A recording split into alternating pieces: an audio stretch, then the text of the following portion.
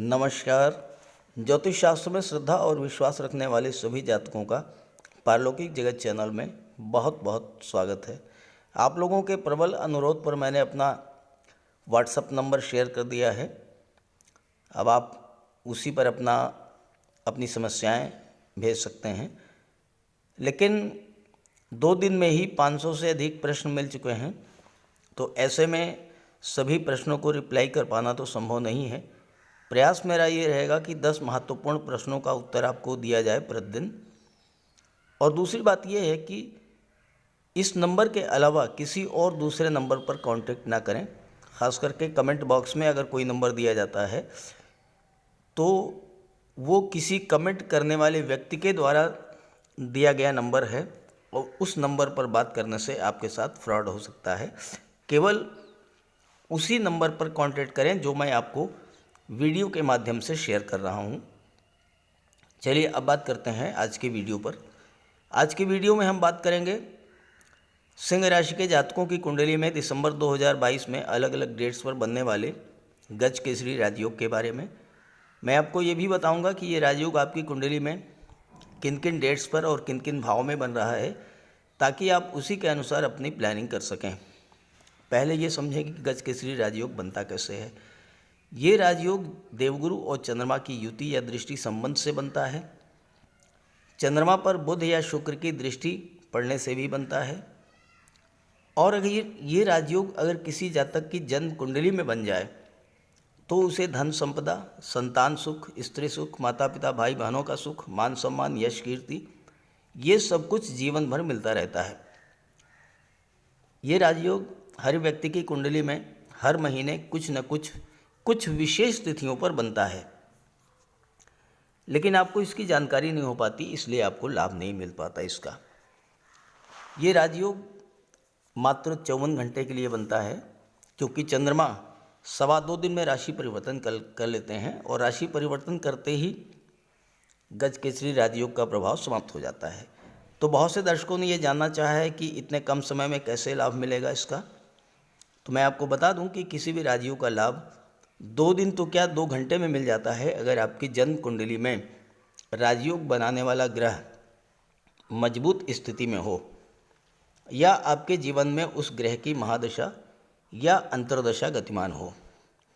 ये राजयोग इतना श्रेष्ठ होता है कि इस राजयोग के दौरान किसी भी शुभ कार्य की शुरुआत की जाए, जैसे कि आपको कोई प्रॉपर्टी खरीदनी हो, शेयर या गोल्ड में निवेश करना हो, मकान बनवाना हो, वाहन खरीदना हो, किसी जॉब के लिए अप्लाई करना हो, किसी सरकारी योजना से लाभ के लिए आवेदन करना हो, शादी ब्याह के रिश्ते तय करने हो, विदेश जाना हो, नए व्यापार व्यवसाय की शुरुआत करनी हो, यात्रा देशाटन पर जाना हो, कोई धार्मिक या मांगलिक आयोजन करना हो या इस तरह का कोई अन्य कार्य, अगर आप इस राजयोग के दौरान उस कार्य की शुरुआत करते हैं तो उसमें सफलता और लाभ के प्रबल योग बनते हैं। इसी उद्देश्य से ये वीडियो अपलोड कर रहा हूँ, ताकि आपको शुभ समय की, शुभ मुहूर्त की जानकारी हो सके और आप शुभ समय पर शुभ कार्यों की शुरुआत करें और उसका पूरा लाभ उठाएं। तो चलिए वीडियो शुरू करते हैं। ये विश्लेषण आपकी चंद्र राशि के आधार पर किया जा रहा है और वीडियो के अंत में मैं आपको ग्रहों के उपाय भी बताऊंगा। तो यह है सिंह राशि के जातकों की कुंडली। आपके लग्न के स्वामी सूर्यदेव हैं, जो कि वर्तमान में अपने मित्र मंगल की राशि वृश्चिक राशि में गोचर कर रहे हैं और 16 दिसंबर को अपने परम मित्र देवगुरु बृहस्पति की राशि धनु राशि में गोचर कर जाएंगे। दिसंबर के महीने में आपकी कुंडली में कई अत्यंत शुभ योग बन रहे हैं। शनिदेव बना रहे हैं विपरीत राजयोग, देवगुरु बना रहे हैं विपरीत राजयोग। शनिदेव का ये जो विपरीत राजयोग है ये 17 जनवरी तक ही बनेगा, क्योंकि इसके बाद शनिदेव राशि परिवर्तन करके कुंभ राशि में चले जाएंगे। देवगुरु तो 21 अप्रैल तक ये राजयोग बनाएंगे। जो सबसे महत्वपूर्ण योग बन रहा है वो है पंचम में बुध और शुक्र का लक्ष्मी नारायण योग। देखिए, बुध और शुक्र त्रिकोण के भाव में गोचर कर रहे हैं और त्रिकोण के भाव में लक्ष्मी नारायण योग बनने का प्रभाव ये होगा कि माता लक्ष्मी और भगवान विष्णु का वास आपके घर में होगा। यहाँ पर शुक्र कर्म भाव के स्वामी हैं, बुध लाभ के भाव के स्वामी हैं और धन के भी भाव के स्वामी हैं और बुध और शुक्र की युति बन रही है, तो सीधा सा प्रभाव आपके कार्य क्षेत्र पर पड़ेगा। कार्य क्षेत्र से धन का लाभ होगा और धन का संचय होगा। ये बुध और शुक्र की युति बनने से ये प्रभाव पड़ेगा। दूसरी बात, सूर्य 16 दिसंबर को जब आएंगे तो शुक्र और सूर्य की युति बनेगी। सूर्य आपके लग्न के स्वामी हैं, शुक्र दशम के स्वामी हैं, तो आपके कैरियर में, प्रोफेशन में उन्नति होगी, आपका स्टेटस बढ़ेगा, आपका प्रभाव बढ़ेगा, आपका रुतबा बढ़ेगा, पावर अथॉरिटी बढ़ेगी आपकी। ये सब होगा सूर्य जब पंचम में गोचर करेंगे। ये तो हुई ग्रह स्थितियों की बात। आगे बढ़ने से पहले एक महत्वपूर्ण योग मैं आपको बताने जा रहा हूँ। ज्योतिष शास्त्र का बहुत ही महत्वपूर्ण सूत्र है। अगर दो ग्रह, खास करके शनि और गुरु, किसी एक भाव को प्रभावित करें, किसी एक भाव के रिजल्ट दें, तो उस भाव का जो प्रभाव है, उस भाव से संबंधित जो इवेंट्स हैं, वो आपके जीवन में घटित होती हैं। अब यहाँ आप देखिए, शनिदेव छठे भाव में हैं, देवगुरु अष्टम में हैं। शनि की दृष्टि देवगुरु पर पड़ रही है। अब यहाँ पर देवगुरु और शनि दोनों ही अष्टम भाव के रिजल्ट्स आपको देंगे। कब तक? 17 जनवरी तक। क्या रिजल्ट देंगे? देवगुरु जब भी अष्टम भाव में गोचर करते हैं तो दैवी सपोर्ट दिलाते हैं। तो आप किसी भी परेशानी में हों, देवगुरु उस परेशानी से आपको बाहर निकाल लाएंगे, आपको दैवी सपोर्ट दिलाएंगे। एक तो ये हुआ। दूसरी बात, शनि आयु के कारक हैं, तो आपकी आयु में वृद्धि करेंगे, आपको रोगों से मुक्ति दिलाएंगे। तीसरी बात, शनि और देवगुरु जब दोनों ही अष्टम भाव का फल देंगे तो आपको गुप्त धन की प्राप्ति होगी। ऐसा पैसा जो कि आपने बिना किसी परिश्रम के अर्जित किया हो, जैसे आपको लॉटरी से मिल जाए पैसा, शेयर से पैसा मिल जाए, कोई पैतृक संपत्ति मिल जाए, विरासत या वसीयत से धन की प्राप्ति हो जाए, ससुराल पक्ष से आपको धन प्राप्त हुई हो जाए, बीमा के क्षेत्र से धन मिले, या आप रिटायर्ड गवर्नमेंट पर्सन हैं, आपको पेंशन मिलनी शुरू हो जाए, आपका इंश्योरेंस का पैसा मिल जाए, ग्रेचुटी और फंड का पैसा मिल जाए, इनकैशमेंट मिल जाए, इस तरह के धन आपको मिल जाए, तो इन घटनाओं के योग बनेंगे। इसके बाद शनि की दृष्टि पड़ेगी विदेश भाव पर और देवगुरु की भी दृष्टि विदेश भाव पर पड़ेगी 17 जनवरी तक। दिसंबर और 17 जनवरी 12वें भाव से संबंधित शुभ फल आपको प्राप्त होंगे। क्योंकि शनि भी विपरीत राजयोग बना रहे हैं, गुरु भी विपरीत राजयोग बना रहे हैं और 12वें भाव पर दृष्टि डाल रहे हैं, तो 12वें भाव से संबंधित फल क्या हैं? विदेश जाने का योग बनेगा। विदेशी व्यापार के लिए आप विदेश जा सकते हैं, उच्च शिक्षा के लिए विदेश जा सकते हैं, विदेश में परमानेंटली सेटल भी हो सकते हैं और विदेश से धन की प्राप्ति होगी। विदेश से कोई नई व्यापारिक डील आप शुरू कर सकते हैं, विदेशी व्यापार आप शुरू कर सकते हैं। इसके अलावा 12वां भाव खर्चों का होता है, 12वां भाव धर्म और अध्यात्म का भी होता है। शनि और गुरु की दृष्टि पड़ रही है। गुरु धर्म और सत्कर्म के कारक होते हैं। शनि चाहते हैं कि आप गरीबों की मदद करें। तो इस गोचर काल में आपके घर में कोई धार्मिक या मांगलिक आयोजन भी हो सकता है, शादी ब्याह हो सकता है, पूजा पाठ हो सकता है, बच्चे का जन्मोत्सव हो सकता है, और साथ ही साथ आप दान पुण्य के भी कार्य इस गोचर काल में करेंगे। और जितना ही आप धर्म अध्यात्म से जुड़ेंगे और दान पुण्य का कार्य करेंगे, उतना ही ज़्यादा शनि और गुरु को बल मिलेगा और उतना ही ज़्यादा आपको लाभ मिलेगा। अब आइए बात कर लेते हैं कि किन किन डेट्स पर आपको शुभ कार्यों की शुरुआत करनी है, शुभ मुहूर्त क्या है, गज केसरी राजयोग कब कब बनेगा। अब आप डेट नोट कीजिए, 8 दिसंबर प्रातः 1:44 पर गज केसरी राजयोग आपकी कुंडली में बनेगा। और ये गज केसरी राजयोग देवगुरु के द्वारा नहीं बल्कि बुध और शुक्र के द्वारा बनाया जाएगा। जैसा कि मैंने बताया कि देवगुरु की दृष्टि चंद्रमा पर पड़े या बुध या शुक्र की दृष्टि चंद्रमा पर पड़े तो गज केसरी राजयोग बनता है। 8 दिसंबर को प्रातः 1:44 पर चंद्रमा का गोचर मिथुन राशि में होगा। बुध की दृष्टि चंद्रमा पर, शुक्र की दृष्टि चंद्रमा पर और कुंडली के लाभ भाव में गज केसरी राजयोग बन गया। 11वां भाव लाभ का होता है। 11वां भाव आपके सपनों का होता है, आपकी इच्छाओं का होता है। चंद्रमा आपका मन है और चंद्रमा पर बुध और शुक्र की दृष्टि पड़ रही है। आप अपनी किसी पुरानी इच्छा को पूरा करने की शुरुआत इस राजयोग के बनने पर कर सकते हैं। किसी पुराने सपनों को पूरा करने के लिए आप शुरुआत कर सकते हैं इस राजयोग के बनने पर। जैसे कोई प्लाट या प्रॉपर्टी आप खरीदना चाहते थे, उसके लिए आप सौदा कर सकते हैं। मकान बनवाना चाहते थे, उसकी शुरुआत कर सकते हैं। बच्चों के शादी ब्याह की शुरुआत कर सकते हैं। आपका सोशल नेटवर्क बढ़ेगा और अपने नेटवर्क की मदद से आप धन कमाएंगे। आपको तो धन का लाभ मिलेगा ही। आपकी कुंडली में बनने वाले इस राजयोग के बल पर आपके मित्रों को भी, आपके फ्रेंड सर्कल को, आपके भाइयों को भी इसका लाभ आपको प्राप्त होगा। और चूंकि शुक्र दशम के स्वामी होकर के 11वें भाव में गज केसरी राजयोग बन रहा है तो आपको अपने कार्यों का प्रतिफल भी मिलेगा, कार्यों का लाभ भी आपको प्राप्त होगा। इस गोचर काल में धन के रूप में आपको लाभ होगा। अगली डेट है 11 दिसंबर बाद दोपहर 1:52।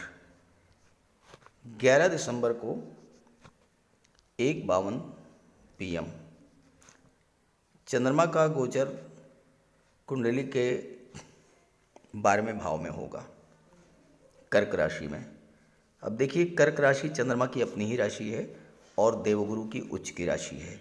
देवगुरु की पंचम दृष्टि चंद्रमा पर पड़ेगी।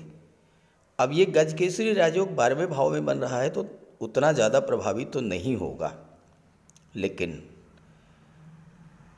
चंद्रमा पर देवगुरु की दृष्टि पड़ रही है तो उसका लाभ तो मिलेगा। 12वां भाव विदेश का होता है तो विदेश संबंधी कार्यों में आपको सफलता मिलेगी और विदेश से संबंधी कोई भी कार्य शुरू करने के लिए अत्यंत शुभ मुहूर्त रहेगा 11, 12 और 13 दिसंबर। विदेश यात्राएं होंगी, विदेश जा सकते हैं आप, विदेशी व्यापार में उन्नति होगी और विदेश में आप सेटल भी हो सकते हैं। विदेश जाने के लिए पासपोर्ट वीज़ा के लिए आप अप्लाई कर सकते हैं, किसी स्कॉलरशिप के लिए अप्लाई कर सकते हैं। कोर्ट कचहरी के मामलों में भी आपको सफलता मिलेगी। दान पुण्य करेंगे, धर्म कर अध्यात्म में आपकी रुचि बढ़ेगी और आपके घर में कोई मांगलिक या धार्मिक आयोजन भी हो सकता है। 11 दिसंबर के बाद अगली जो डेट है वो है 16 दिसंबर और 16 दिसंबर को 2:04 पर ये राजयोग आपकी कुंडली में बनेगा और चंद्रमा का गोचर होगा कन्या राशि में, कुंडली के दूसरे भाव में। देवगुरु की सीधी दृष्टि पड़ेगी चंद्रमा पर और गज केसरी राजयोग बन गया। दूसरा भाव धन के संचय और निवेश का होता है, परिवार का होता है और वाणी का होता है। और यहाँ पर गज केसरी राजयोग का बनना आपका मन ज़्यादा से ज़्यादा धन संचय की ओर प्रवृत्त होगा। गोल्ड या शेयर में आप निवेश कर सकते हैं, प्रॉपर्टी में निवेश कर सकते हैं। आपके परिवार में प्रेम सौहार्द बढ़ेगा और चूंकि देवगुरु की दृष्टि पड़ रही है दूसरे भाव पर, देवगुरु की दृष्टि में अमृत होता है। जिस भाव पर देवगुरु की दृष्टि पड़ती है उस भाव के प्रभाव को देवगुरु बढ़ा देते हैं। दूसरा भाव परिवार का होता है। आपके परिवार में वृद्धि हो सकती है, संतान की प्राप्ति हो सकती है या फिर किसी सदस्य का विवाह हो सकता है। वाणी से संबंधित अगर आप कार्य करते हैं, चूँकि सेकंड हाउस वाणी का होता है और देवगुरु की दृष्टि पड़ रही है, आपकी वाणी में ज्ञान, विवेक और बुद्धि का सामंजस्य होगा। और अगर आप काउंसलर के रूप में, लीगल एडवाइज़र के रूप में, वकालत के क्षेत्र में, फाइनेंशियल एडवाइज़र के रूप में कार्य करते हैं, आपको धन की प्राप्ति होगी। और अगर आप कार्य करना शुरू करना चाहते हैं तो उसके लिए शुभ योग है 12 दिसंबर का 2:04 से अगले 2 दिन, यानी 16, 17 और 18 दिसंबर। 20 दिसंबर प्रातः 2:57। इसका मतलब यह हुआ कि 20 और 21 दोनों ही दिन गज केसरी राजयोग आपकी कुंडली में बनेगा। चंद्रमा का गोचर कुंडली के चतुर्थ भाव में होगा और देवगुरु की दृष्टि चंद्रमा पर पड़ेगी, गज केसरी राजयोग बनेगा। चतुर्थ भाव होता है भौतिक सुखों का, प्रॉपर्टी का, वाहन का, माता का। प्रॉपर्टी खरीदने और बेचने का अत्यंत शुभ मुहूर्त रहेगा 20 और 21 दिसंबर को। किसी प्लाट या मकान को खरीदने का आप सौदा कर सकते हैं, कोई भूमि आप खरीद सकते हैं। अगर आप रियल एस्टेट से जुड़े हुए हैं या प्रॉपर्टी डीलिंग का कार्य करते हैं, कंस्ट्रक्शन का कार्य करते हैं, तो एक नई शुरुआत करने के लिए 20 और 21 दोनों ही डेट्स अत्यंत शुभ मुहूर्त के रूप में कार्य करेंगी। चंद्रमा की दृष्टि दशम पर पड़ेगी और चंद्रमा राजयोग बना रहे हैं, तो आप किसी नए कार्य व्यवसाय की शुरुआत 20 और 21 दिसंबर में कर सकते हैं।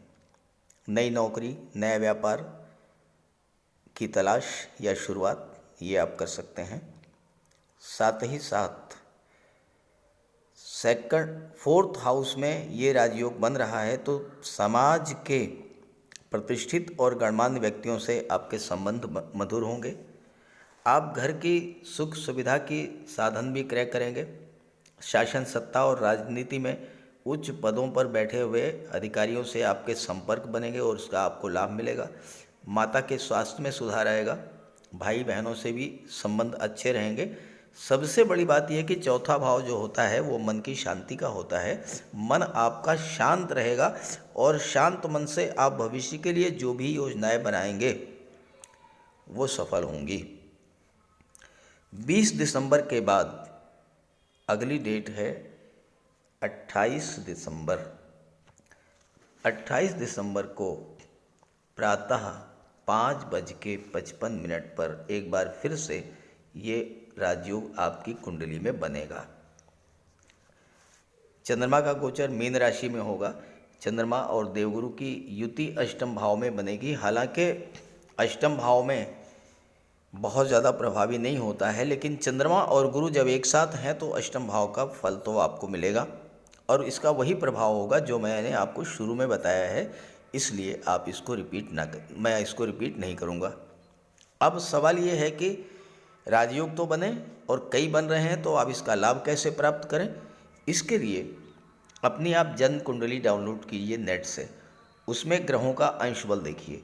अगर अंश बल 12 डिग्री से 18 डिग्री के बीच में है तो ग्रह आपकी कुंडली में मजबूत हैं और पूरा फल देने में सक्षम हैं।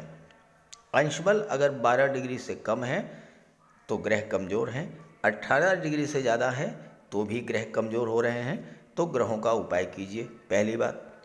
दूसरी बात, आप अपनी जन्म कुंडली में नेट से डाउनलोड करके ये भी देखिए कि आपके जीवन में किस ग्रह की महादशा, अंतर्दशा या प्रत्यंतर दशा गतिमान है, आप उसका भी उपाय कीजिए। तो चलिए बात कर लेते हैं उपायों पर। किसी भी जातक की कुंडली में बनने वाले राजयोगों का संपूर्ण लाभ उसे तब मिल पाता है जब राजयोग बनाने वाले ग्रह कुंडली में मजबूत स्थिति में हों। और ज्योतिष शास्त्र में ग्रहों को बल प्रदान करने के लिए उपायों की व्यवस्था की गई है। तो अगर आपकी जन्म कुंडली में राजयोग बनाने वाले ग्रह कमज़ोर स्थिति में हैं अंश बल से कमज़ोर हैं तो ग्रहों का उपाय जरूर कीजिए। इससे ग्रहों को बल प्राप्त होगा और आपको राजयोग का संपूर्ण लाभ प्राप्त हो पाएगा। सबसे पहले मंगल की बात करते हैं। इसके लिए बजरंगबली की उपासना कीजिए, हनुमान जी की आराधना कीजिए, हनुमान चालीसा का पाठ कीजिए, हनुमान जी के मंदिर में जाकर के उनके चरणों में बैठिए और उनके चरणों का सिंदूर अपने मस्तक पर धारण कीजिए। मंगलवार के दिन स्नान के बाद लाल वस्त्र धारण कीजिए, मंगलवार का व्रत रखिए। हनुमान जी को सिंदूर में चमेली का तेल मिलाकर के अर्पित करें। हनुमान जी को चोला चढ़ाएं और मूंगा धारण कर सकते हैं, लेकिन किसी योग्य ज्योतिषी से परामर्श लेकर। और मंगलवार के दिन लाल वस्त्र, गेहूं, गुड़ और तांबे का दान करने से भी मंगल को बल प्राप्त होता है। जहाँ तक देवगुरु की बात है, देवगुरु बृहस्पति को प्रसन्न करने के लिए गुरुवार का व्रत रखिए। 5 गुरुवार, 11 या 43 गुरुवार का व्रत रखें। घर में केले का एक वृक्ष लगा लें और उसकी सेवा करें। स्नान करते समय पानी में हल्दी या केसर मिलाकर स्नान करें और हल्दी या केसर का तिलक लगाएं। भूल करके भी गुरु, साधु, संतों का, माता पिता का अपमान ना करें। माता पिता, गुरु और वृद्धों का सम्मान करें, उनकी सेवा करें और उनका आशीर्वाद प्राप्त करें। तोते को चने की दाल खिलाएं, इससे बुध और गुरु दोनों प्रसन्न होते हैं। पुखराज भी धारण कर सकते हैं गुरुवार के दिन, लेकिन योग्य ज्योतिषी का परामर्श लेकर ही कोई रत्न धारण करें। ज़्यादा बेहतर ये है कि हल्दी की एक गांठ पीले वस्त्र में बांधकर अपने बाजू में बांध लीजिए और पीले रंग के वस्त्रों का ज़्यादा प्रयोग कीजिए। चादर, तकिए, गिलाफ ये सब पीले रंग के रखिए, पर्दे। शुक्र को बल प्राप्त हो, इसके लिए माता लक्ष्मी की उपासना कीजिए और 21 या 31 शुक्रवार को व्रत रखें। शुक्रवार के दिन सफ़ेद रंग के वस्त्र, चीनी, चावल, दूध और दही, घी से बने पदार्थों का सेवन करें। और शुक्रवार के दिन सफ़ेद वस्त्र, चावल, चीनी, घी, श्रृंगार सामग्री, कपूर, मिश्री और दही, इन सब चीज़ों का यथाशक्ति दान करें। डायमंड धारण कर सकते हैं, लेकिन हीरा धारण करने से पहले योग्य ज्योतिषी का परामर्श ले लें। महिलाओं का सम्मान करें। शुक्रवार के दिन कन्याओं को खीर और मिष्ठान का भोजन कराएं। इत्र का प्रयोग करें। घर को साफ सुथरा रखें और भगवान शिव को श्वेत पुष्प अर्पित करें। जहाँ तक बुध की बात है तो बुधवार के दिन तुलसी का पौधा लगाकर उसकी सेवा करें। गाय की सेवा करें, गाय को हरा चारा खिलाएं। हरियाली बढ़ाने वाले पौधे लगाएं और दान करें पौधों का, क्योंकि बुध को हरा रंग अत्यंत प्रिय है। बुधवार को घर के मेन डोर पर 5 पल्लों का तोरण लगा दें और किन्नर को दान देकर उसका आशीर्वाद प्राप्त करें। देवी दुर्गा के मंदिर में हरे रंग की चूड़ियाँ दान करें। गणेश जी की उपासना करें और साबुत हरी मूंग हरे कपड़े में बांधकर अर्पित करें। बुधवार के दिन हरे रंग के रुमाल, मोजे और टाई का प्रयोग करें। ओम बुम बुधाय नमः इसका एक माला जाप करें। पन्ना धारण कर सकते हैं, लेकिन परामर्श के बाद किसी योग्य ज्योतिषी से। और ना तो झूठ बोलें और ना ही किसी को अपशब्द कहें। जहाँ तक शनिदेव की बात है तो कम से कम 19 और ज़्यादा से ज़्यादा 51 शनिवार का व्रत रखें। पीपल के वृक्ष के नीचे सरसों के तेल का दीपक जलाएं शनिवार के दिन। शनिवार के दिन एक प्याले में, एक कटोरी में सरसों का तेल लेकर के उसमें अपना चेहरा देखिए और फिर उस तेल को दान कर दीजिए। उड़द से बनी पंजीरी, पकौड़ा, चीला, बड़ा, इन सब का सेवन करिए। सरसों के तेल में बने भोज्य पदार्थों का सेवन कीजिए। शनिवार के दिन कंबल, जूता, चप्पल, लोहा, काला तिल, काला उड़द, काले वस्त्र और जटा वाले नारियल दान दें। नीलम धारण कर सकते हैं, लेकिन नीलम धारण करना किसी योग्य ज्योतिषी से परामर्श लेकर धारण करें, क्योंकि नीलम रंग से राजा भी बना देता है और कभी कभी अगर नीलम आपके लिए शुभ नहीं हुआ तो राजा से रंक भी बना देता है। इसलिए नीलम का प्रयोग बहुत सोच समझ कर करें।